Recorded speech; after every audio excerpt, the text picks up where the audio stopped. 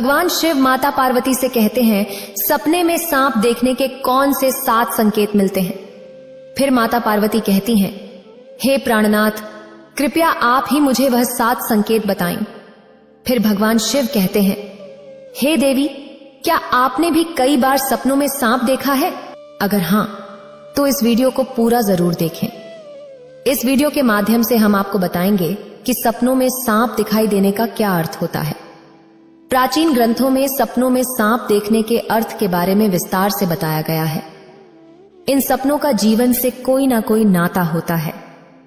प्राचीन काल से ही नागों को पूजनीय माना गया है, और जब ये नाग सपनों में आते हैं तो ये भविष्य से जुड़े संकेत देते हैं। कुछ संकेत तो इतने महत्वपूर्ण होते हैं कि उन्हें कभी नजरअंदाज नहीं करना चाहिए। अगर आप यह कहानी सुन रहे हैं तो पूरा सुनिए। इस कथा को आधा अधूरा छोड़कर जाने की गलती मत करिएगा, क्योंकि इस पवित्र कथा को पूरा सुनने से मनचाहा फल की प्राप्ति होगी। इसलिए इस कथा को पूरा सुने। आप शिव भक्त हैं तो भोलेनाथ का अनादर ना करें। तो चलिए जानते हैं भगवान शिव ने मां पार्वती को नागों के सपनों से जुड़े कौन से रहस्य बताए हैं। एक बार की बात है, कैलाश पर्वत की ऊंची चोटियों पर देवी पार्वती और भगवान शिव एक साथ बैठे थे। भगवान शिव ने मुस्कुराते हुए देवी पार्वती की ओर देखा और कहा, हे देवी, सपने हमारे अवचेतन मन की अभिव्यक्ति होते हैं। वे हमारे जीवन की घटनाओं, भावनाओं और आकांक्षाओं का प्रतिबिंब होते हैं। हर सपना कुछ न कुछ अर्थ रखता है और हमें आने वाली घटनाओं की पूर्व सूचना देता है। देवी पार्वती ने फिर पूछा, हे स्वामी, अगर किसी को सपने में सांप दिखाई दे तो उसका क्या अर्थ होता है? मनुष्यों को सपने में सांप क्यों दिखाई देते हैं? क्या सपने में सांप देखने से कोई संकेत मिलते हैं? कृपया मुझे विस्तार से बताइए। भगवान शिव ने उत्तर दिया, हे पार्वती, आपने सही कहा है। सपने में सांप दिखाई देना भविष्य से जुड़ा एक महत्वपूर्ण संकेत होता है। इस विषय को समझाने से पहले मैं तुम्हें एक प्राचीन कथा सुनाता हूं। यह कथा एक राजा और आस्तिक मुनि की है। इस कथा को सुनने के बाद तुम्हें पता चल जाएगा कि सपने में सांप क्यों दिखाई देते हैं। इसलिए तुम इस कथा को पूरा जरूर सुनना। जो भी इस कथा को ध्यान से सुनता है उसे इसका महत्व समझ में आता है। उसे उसके सपनों का शुभ फल प्राप्त होता है, उनकी दरिद्रता दूर हो जाती है और आने वाले संकट भी टल जाते हैं। देवी पार्वती कहती हैं, हे स्वामी, मैं इस कथा को ध्यान से पूरा अवश्य सुनूंगी। कृपया आप मुझे वह कथा सुनाइए। तब महादेव देवी पार्वती को वह कथा सुनाते हैं। अब मैं आपको वह कथा सुनाने जा रहा हूं। आप इस कथा को ध्यान से पूरा सुनिए, क्योंकि आप सपनों का गलत अर्थ भी निकाल सकते हैं। इसलिए इसे आधा अधूरा ना सुने। तो चलिए सुनते हैं वह कथा। प्राचीन समय में एक महान राजा था जिसका नाम देवदत्त था। राजा देवदत्त न केवल अपने पराक्रम और शौर्य के लिए प्रसिद्ध थे, बल्कि वे एक धर्मपरायण और न्यायप्रिय शासक भी थे। उनका राज्य विशाल और समृद्ध था और उनकी प्रजा उनसे अत्यधिक प्रेम और सम्मान करती थी। राजा देवदत्त का आचरण निष्पक्ष, सहृदय और करुणामय था। वे अपनी प्रजा की समस्याओं को ध्यानपूर्वक सुनते और उनका समाधान करने का प्रयास करते थे। वे नियमित रूप से यज्ञ और धार्मिक अनुष्ठान करते थे और भगवान शिव के परम भक्त थे। राजा देवदत्त की रानी का नाम सुभद्रा था। सुभद्रा अत्यंत सौम्य, बुद्धिमान और राजा की हर स्थिति में साथ देने वाली थी। राजा और रानी की कोई संतान नहीं थी, जिससे वे कभी कभी चिंतित रहते थे। फिर एक रात राजा देवदत्त ने एक बहुत ही विचित्र सपना देखा कि एक मरा हुआ सांप उनके पैरों के पास पड़ा हुआ है। महाराज इस सपने को देखकर बहुत ही भयभीत हो गए। जागने के बाद उन्होंने यह सपना रानी सुभद्रा को बताया। राजा देवदत्त ने चिंतित होकर रानी से पूछा, हे प्रिय, मैंने सपने में एक मरा हुआ सांप देखा है। इसका क्या अर्थ हो सकता है? रानी सुभद्रा ने राजा को दिलासा देते हुए कहा, हे स्वामी, सपने हमेशा किसी न किसी संदेश का प्रतीक होते हैं, किंतु सपनों का अर्थ जानने के लिए हमें किसी विद्वान ऋषि की सहायता लेनी चाहिए। तब महाराज अपने मंत्रियों को बुलाते हैं और कहते हैं, हे मंत्रियों, आज मैंने बड़ा ही विचित्र सपना देखा है। मैंने सपने में एक मरे हुए सर्प को देखा जो मेरे पैर के पास पड़ा था। इस सपने का क्या अर्थ हो सकता है? तुम सब जाकर पता करो। तब सभी मंत्रीगण जाते हैं और नगर में निवास करने वाले अनेक ऋषि मुनियों से पूछते हैं, लेकिन कोई भी उनके सपने का अर्थ नहीं बता पाया।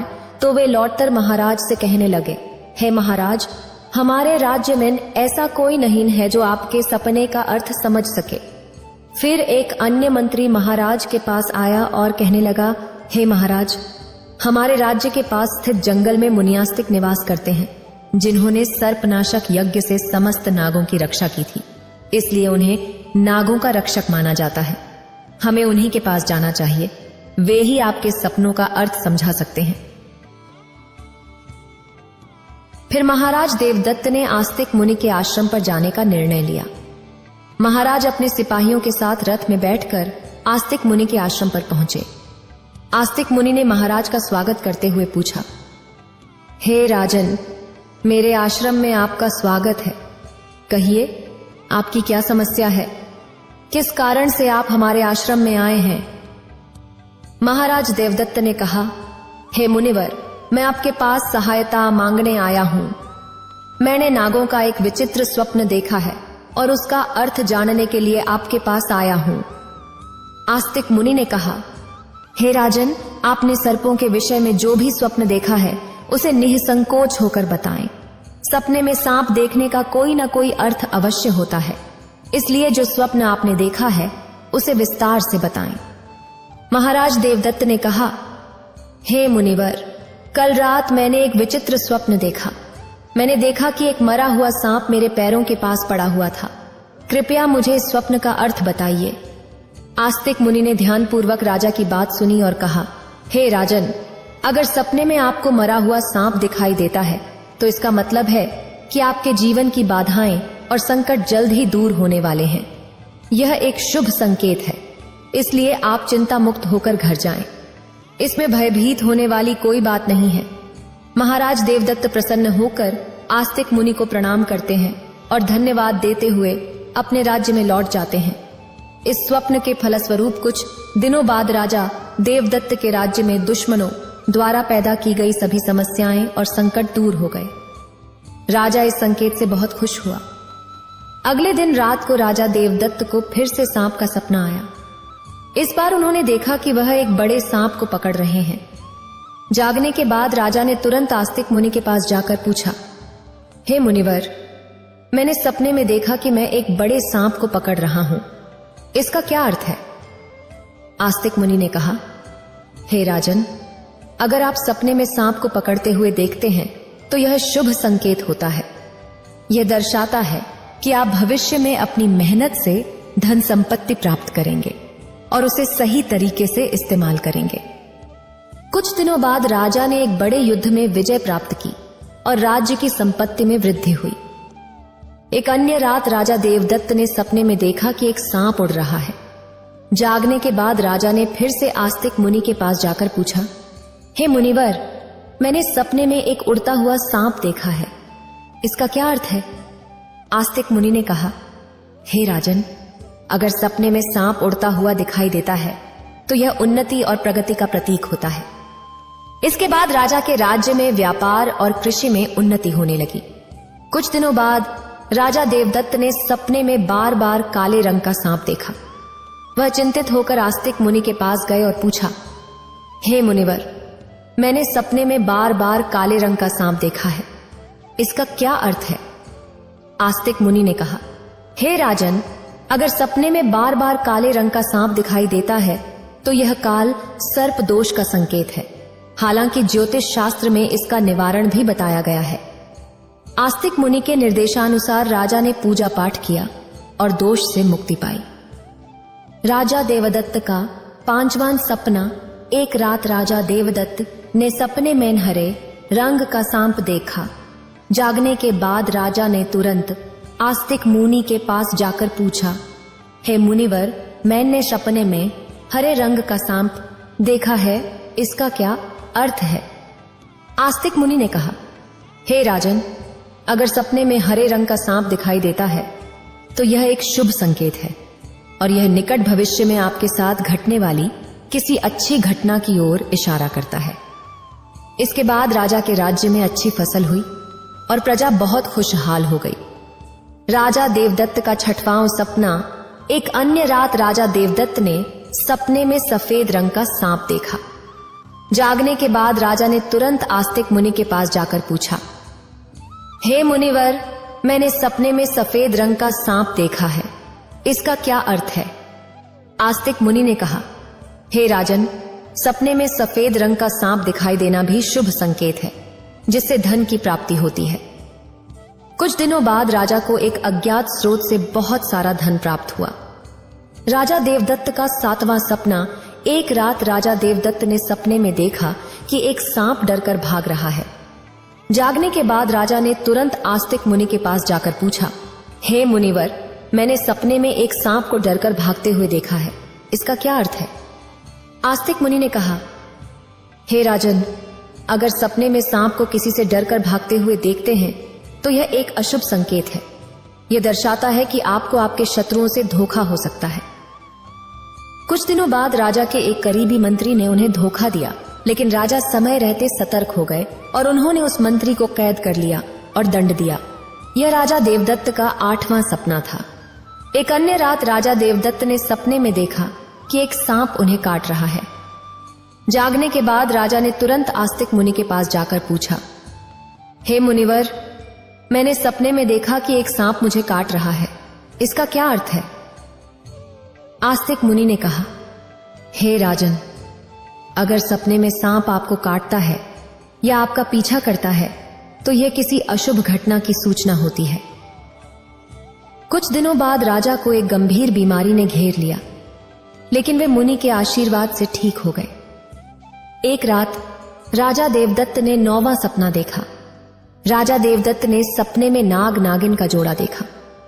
जागने के बाद राजा ने तुरंत आस्तिक मुनि के पास जाकर पूछा, हे मुनिवर, मैंने सपने में नाग नागिन का जोड़ा देखा है, इसका क्या अर्थ है? आस्तिक मुनि ने कहा, हे राजन, अगर सपने में नाग नागिन का जोड़ा दिखाई देता है तो यह संकेत है कि आपके पूर्वज आपको सूचना दे रहे हैं कि आपको अपने कुल देवी देवता की उपासना करनी चाहिए। राजा ने मुनि के निर्देशानुसार कुल देवी देवता की उपासना की, जिससे उनके राज्य में सुख शांति बनी रही। राजा देवदत्त का 10वां सपना। एक रात राजा देवदत्त ने सपने में सांप के बच्चे देखे जो उनके सिंहासन पर बैठे हुए थे। जागने के बाद राजा ने तुरंत आस्तिक मुनि के पास जाकर पूछा, हे मुनिवर, मैंने सपने में देखा कि सांप के बच्चे मेरे सिंहासन पर बैठे हुए हैं, इसका क्या अर्थ है? आस्तिक मुनि ने कहा, हे राजन, अगर सपने में सांप के बच्चे दिखाई देते हैं और वे आपके सिंहासन पर बैठे हुए हैं तो यह संकेत है कि आपके घर में जल्द ही संतान का आगमन होगा। आपका पुत्र महान बनेगा और आपके राज्य का उत्तराधिकारी होगा। कुछ महीनों बाद रानी सुभद्रा ने एक पुत्र को जन्म दिया। वह पुत्र बड़ा होकर एक महान राजा बना और अपने पिता के राज्य का उत्तराधिकारी बना। राजा देवदत्त का 11वां सपना। एक रात राजा देवदत्त ने सपने में सांप और नेवले की लड़ाई देखी। जागने के बाद राजा ने तुरंत आस्तिक मुनि के पास जाकर पूछा, हे मुनिवर, मैंने सपने में सांप और नेवले की लड़ाई देखी है, इसका क्या अर्थ है? आस्तिक मुनि ने कहा, हे राजन, अगर सपने में सांप और नेवले की लड़ाई होते हुए देखते हैं तो यह इस बात का संकेत है कि आपके सामने आपके गुप्त शत्रु का खुलासा हो जाएगा और उसके साथ आपकी लड़ाई भी होगी। कुछ दिनों बाद राजा के गुप्त शत्रु का पर्दाफाश हुआ और राजा ने उसे परास्त कर दिया। राजा देवदत्त का 12वां सपना। एक रात राजा देवदत्त ने सपने में देखा कि एक सांप शिवलिंग से लिपटा हुआ है। जागने के बाद राजा ने तुरंत आस्तिक मुनि के पास जाकर पूछा, हे मुनिवर, मैंने सपने में सांप को शिवलिंग से लिपटा हुआ देखा है, इसका क्या अर्थ है? आस्तिक मुनि ने कहा, हे राजन, अगर सपने में सांप को शिवलिंग से लिपटा हुआ देखते हैं तो यह दर्शाता है कि भगवान शिव की आपको कृपा प्राप्त होगी और आपकी कोई विशेष मनोकामना पूर्ण होगी। इसके बाद राजा ने भगवान शिव की आराधना की और उनकी विशेष मनोकामना पूर्ण हो गई। राजा देवदत्त का 13वां सपना। एक राजा देवदत्त को भयंकर सपना आया। उन्होंने देखा कि एक काला सांप उनकी छाती पर आकर बैठा है। राजा बहुत भयभीत हो गया और तुरंत आस्तिक मुनि के पास पहुंचा। हे मुनिवर, मैंने एक भयंकर सपना देखा है। एक काला सांप मेरी छाती पर आकर बैठा था। इसका क्या अर्थ है? राजा ने घबराते हुए पूछा। आस्तिक मुनि ने गंभीर स्वर में कहा, हे राजन, यह सपना आपके लिए एक गंभीर चेतावनी है। इसका अर्थ है कि आपकी मृत्यु निकट है। आपको तुरंत भगवान शिव की शरण में जाना चाहिए और उनकी आराधना करनी चाहिए। वे ही आपको इस संकट से बचा सकते हैं। राजा देवदत्त भयभीत हो गया और तुरंत भगवान शिव की आराधना करने लगा। उसने कठोर तपस्या की और भगवान शिव को प्रसन्न करने के लिए अनेक यज्ञ और अनुष्ठान किए। भगवान शिव राजा देवदत्त की भक्ति और तपस्या से प्रसन्न हो गए और उन्होंने प्रकट होकर कहा, हे राजन, मैं तुम्हारी भक्ति और तपस्या से प्रसन्न हूं। तुमने अपनी मृत्यु के भय से नहीं बल्कि सच्चे मन से मेरी आराधना की है, इसलिए मैं तुम्हें आशीर्वाद देता हूं कि तुम्हारी आयु लंबी होगी और तुम स्वस्थ एवं सुखी जीवन जियोगे। राजा देवदत्त ने श्रद्धापूर्वक कहा, हे महादेव, आपकी कृपा से मेरी आयु लंबी हो गई। मैं आपके आशीर्वाद के लिए अत्यंत आभारी हूं। मैं सदा आपकी आराधना करता रहूंगा। भगवान शिव ने राजा को आशीर्वाद दिया और उसकी मृत्यु का संकट टल गया। राजा देवदत्त ने लंबे समय तक अपने राज्य में सुख और शांति से शासन किया। कथा सुनने के बाद देवी पार्वती ने कहा, हे स्वामी, यह कथा अत्यंत रोचक और शिक्षाप्रद है। अब मुझे समझ में आ गया कि सपनों का क्या महत्व होता है और वे हमारे जीवन को किस प्रकार प्रभावित करते हैं। तब भगवान शिव मुस्कुराते हुए बोले, हे पार्वती, सपने हमें हमारे अवचेतन मन की गहराइयों से जोड़ते हैं और महत्वपूर्ण संदेश देते हैं। हमें उन्हें समझने और उनसे सीखने की कोशिश करनी चाहिए। राजा देवदत्त के सपनों ने यह सिद्ध कर दिया कि हर सपना एक संदेश लेकर आता है। यदि सपने में मरा हुआ सांप आता है तो यह जीवन की बाधाओं और संकटों के समाप्त होने का संकेत देता है। यह शुभ संकेत है कि कठिनाइयां दूर हो रही हैं और सुखद समय आने वाला है। यदि सपने में कोई सांप को पकड़ता है तो यह दर्शाता है कि व्यक्ति अपनी मेहनत से धन संपत्ति प्राप्त करेगा और उसे सही तरीके से इस्तेमाल करेगा। यह सफलता और समृद्धि का प्रतीक है। यदि सपने में उड़ता हुआ सांप दिखता है तो यह उन्नति और प्रगति का प्रतीक है, जिसका अर्थ है कि व्यक्ति के जीवन में विकास और तरक्की होगी। यदि सपने में काले रंग का सांप दिखाई देता है तो यह काल सर्प दोष का संकेत है, जो अशुभ होता है, लेकिन इसका निवारण संभव है, जिससे व्यक्ति को राहत मिल सकती है। यदि सपने में हरे रंग का सांप आता है तो यह शुभ संकेत है और निकट भविष्य में अच्छी घटनाओं का पूर्वाभास कराता है। यह सुख समृद्धि का प्रतीक है। यदि सपने में सफेद रंग का सांप दिखाई देता है तो यह धन की प्राप्ति का संकेत है। यह सपना आर्थिक समृद्धि और सफलता की ओर इशारा करता है। यदि सपने में कोई सांप मनुष्य से डरकर दूर भाग रहा है तो यह अशुभ संकेत है और यह दर्शाता है कि शत्रुओं से धोखा हो सकता है। सावधान रहने की आवश्यकता है। अगर सपने में किसी व्यक्ति को सांप काटता है तो यह किसी अशुभ घटना का संकेत हो सकता है, जो व्यक्ति के स्वास्थ्य या सुरक्षा के लिए खतरा हो सकता है। अगर सपने में नाग नागिन का जोड़ा दिखाई देता है तो यह संकेत है कि पूर्वजों की ओर से सूचना मिल रही है कि कुल देवी देवता की उपासना करनी चाहिए, जिससे कुल में सुख शांति बनी रहती है। अगर सपने में कोई सांप सिंहासन पर बैठा हुआ दिखाई देता है तो यह सपना आने वाली संतान के संकेत देता है, जो महान बनेगा और राज्य करेगा। यह शुभ और उत्साहवर्धक सपना है। अगर सपने में सांप और नेवले की लड़ाई दिखाई देती है तो यह गुप्त शत्रु के खुलासे और उससे संघर्ष का संकेत है। व्यक्ति को सतर्क रहना चाहिए और अपने शत्रुओं का सामना करने के लिए तैयार रहना चाहिए। यदि सपने में कोई सांप शिवलिंग से लिपटा हुआ दिखाई देता है तो यह भगवान शिव की कृपा और किसी विशेष मनोकामना की पूर्ति का संकेत है। यह अत्यंत शुभ और आध्यात्मिक सपना है।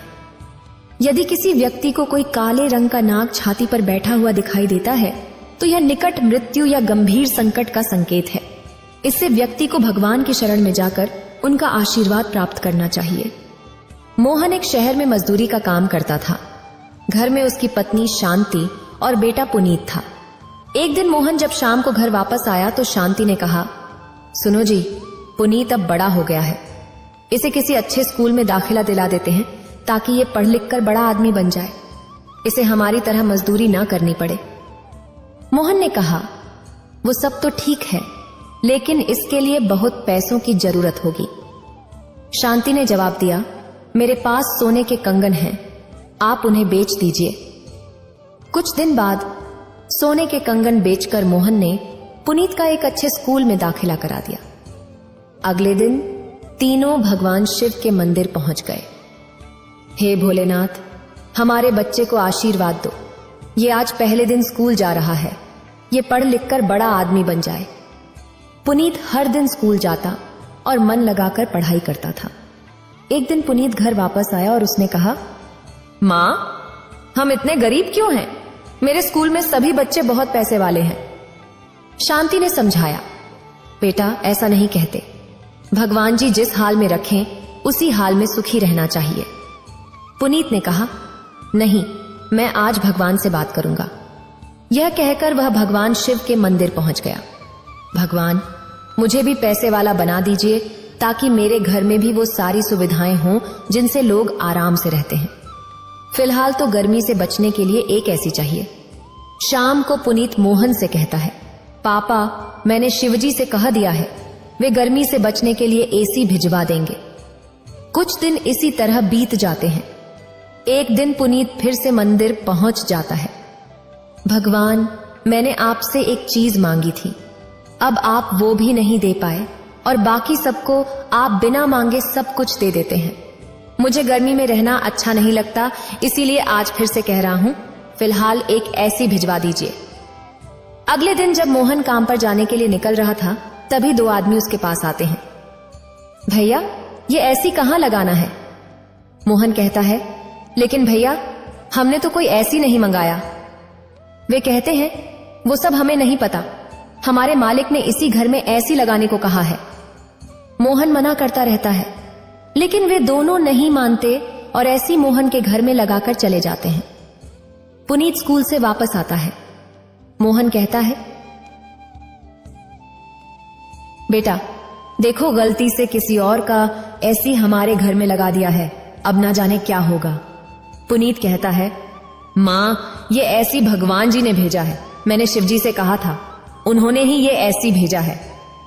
शाम को मोहन घर वापस आता है तो देखता है कि पुनीत एसी की ठंडी हवा में आराम से लेटा है। शांति, मैंने मना किया था एसी चलाने के लिए, ना जाने किसका एसी है, गलती से हमारे घर लगा दिया है। नहीं पिताजी, आपको नहीं पता, ये ऐसी भोले बाबा ने हमारे घर भेजा है। बेटा ऐसा नहीं कहते, हम गरीबों के घर में ऐसी नहीं लग सकता, तू इसे बंद कर दे, नहीं तो इसके दाम चुकाने पड़ जाएंगे। अगले दिन मोहन सुबह तैयार हो रहा था। आज मैं काम पर नहीं जा रहा हूं, आसपास की दुकानों पर जाकर पता करता हूं और ये ऐसी जिसका भी है उसे ढूंढकर वापस करवाता हूं।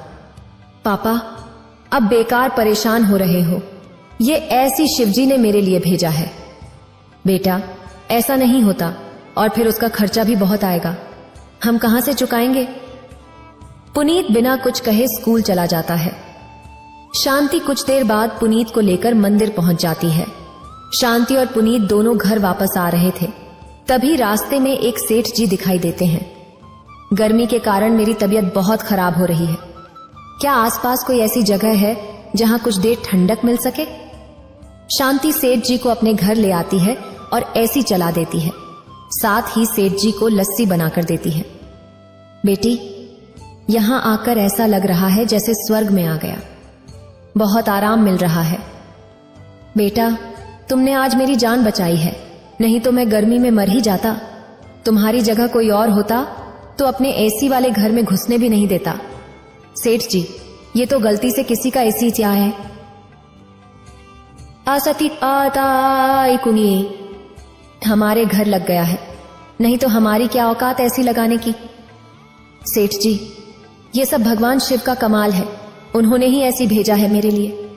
सेठ जी, इसकी बातों में मत आइए, ये तो बच्चा है, तभी सेठ जी भेष बदलकर भगवान शिव के रूप में प्रकट हो जाते हैं। उन्हें देखकर शांति उनके पैरों में गिर जाती है। मैं तो तुम्हारी परीक्षा ले रहा था, कहीं तुम्हारे अंदर भी घमंड पैदा तो नहीं हो गया। भगवान, आपके दर्शन पाकर हम धन्य हो गए, हमें और कुछ नहीं चाहिए। मैंने ये सब अपने छोटे भक्त के लिए भेजा है ताकि उसका विश्वास बना रहे। आज से तुम्हें किसी भी प्रकार का कष्ट नहीं होगा, तभी उनका घर धन धान्य से भर जाता है। भगवान शिव अंतर ध्यान हो जाते हैं। जब मोहन को यह सब पता चलता है तो वह दोनों को लेकर भगवान शिव के मंदिर जाता है और भगवान के चरणों में गिर जाता है। पुनीत पढ़ लिखकर बहुत बड़ा आदमी बन जाता है। पूरा परिवार भगवान शिव की कृपा से सुखी जीवन व्यतीत करने लगता है। इस प्रकार भगवान शिव ने देवी पार्वती को सभी सपनों के रहस्यों के बारे में बताया।